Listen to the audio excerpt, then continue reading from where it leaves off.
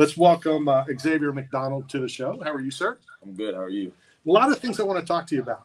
Yeah. You know, the main thing that I wanted to do. Well, first, let's talk about your story. You know, I did some research. I talked to, I think I'm supposed to call him Coach Fisher, which to me is a little weird to call Josh Coach Fisher.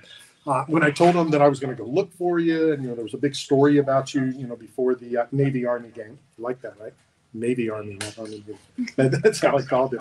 Talk about your story. How did you get to Northeast? How did you pick Northeast, or your parents, St. Pete and Northeast High? Yeah, so basically I moved to St. Petersburg when I was a freshman in high school, and then I randomly just chose Northeast High School, like out of nowhere. It was the closest school to my house wherever I moved at. So I ended up going there, and then I ended up building like a family there, like with Coach Freed and Coach Fisher was there helping me out. Coach Manasian, all those coaches out there played a huge role in my life growing up. And basically, like, I was struggling throughout high school. You know, my parents weren't raising enough money basically to feed all of us. I received some help from like the Compton family, which I'm still in contact with. What Winn-Dixie did you work at? I worked at the one on, what was it, 54th and... Up in Kansas City? No. It's right by the McDonald's and the... like that. 62nd and 9? Yeah, 62nd and 9. That's where my brother worked. Yeah. Oh, okay. Yeah. That makes sense. Yeah, I was there for about a year and a half or so, working as like a cashier and like a bagger. Sure. Yeah. Well, I always think my brother's doing very, very well, and that's where he first started at Winn-Dixie. But what I thought was interesting was, and especially with you saying you just randomly picked it, like you could have gone to St. Pete High and you'd still be working at Winn-Dixie. Yeah. It was really random to me. Yeah, I'm going to hate mail now. Well, it's St. See, again, you got to understand. It's Please send all requests of the voice 13 at AOL.com. How did you get, were you already playing football when you came over to Northeast? Yes, I was. So I moved that summer right before my freshman year.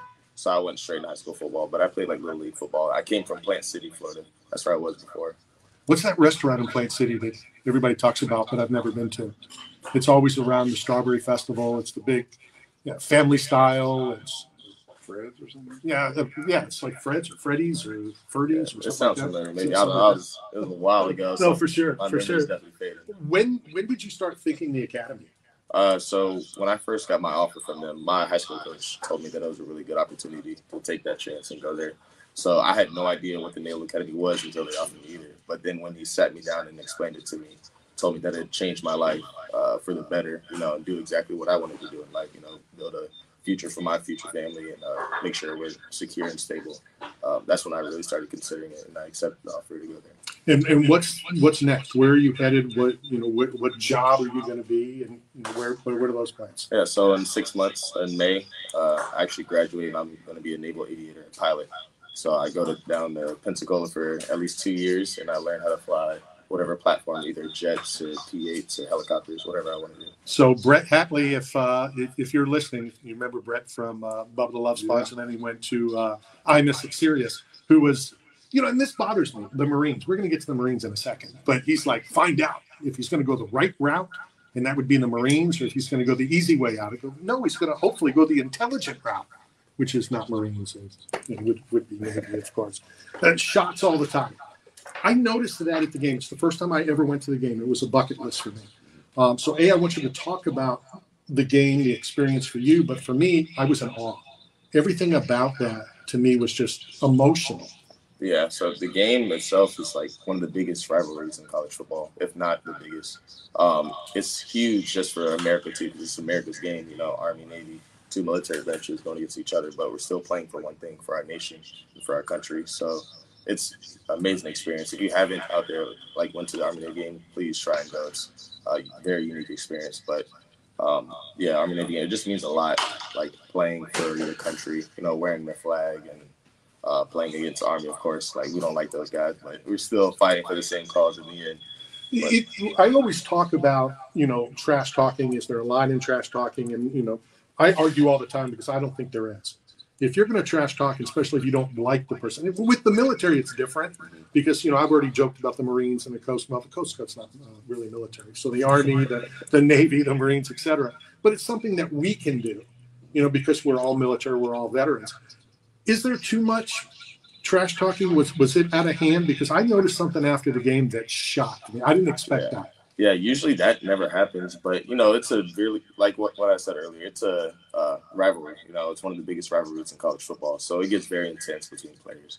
And no, there's not really a lot of trash talking during the game or after, but what happened at the end, that was like very rare. Like that doesn't really happen.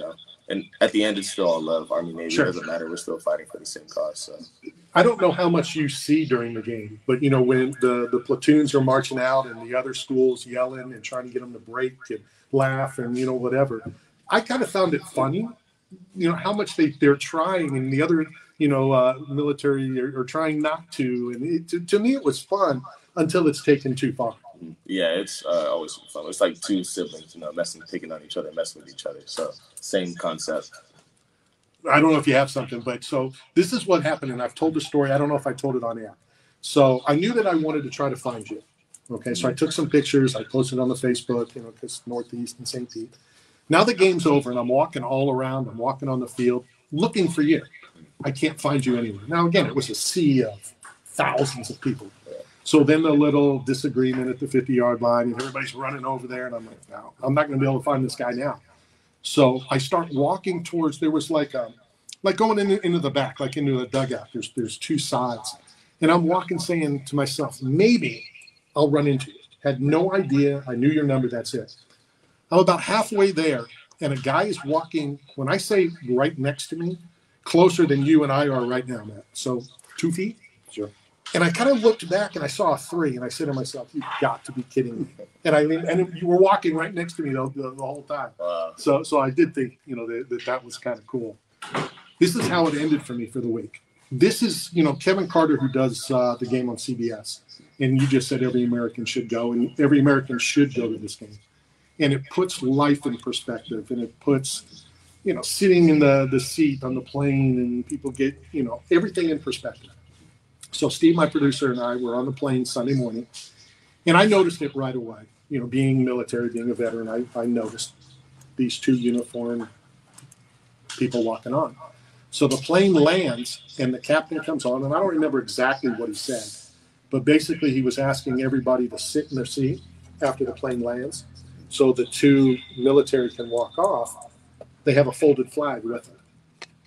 Well, that's telling you that there's a body on the plane.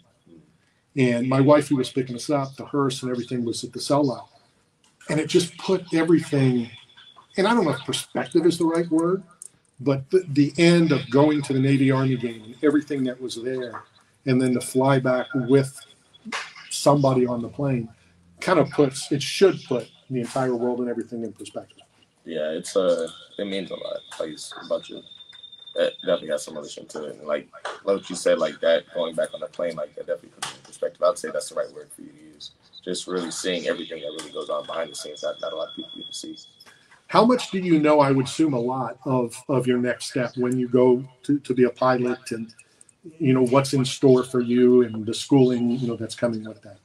Can you say it again? Sorry. No, just how much do you know? Are you aware of what's next? The next stage of the schooling and everything you need to do.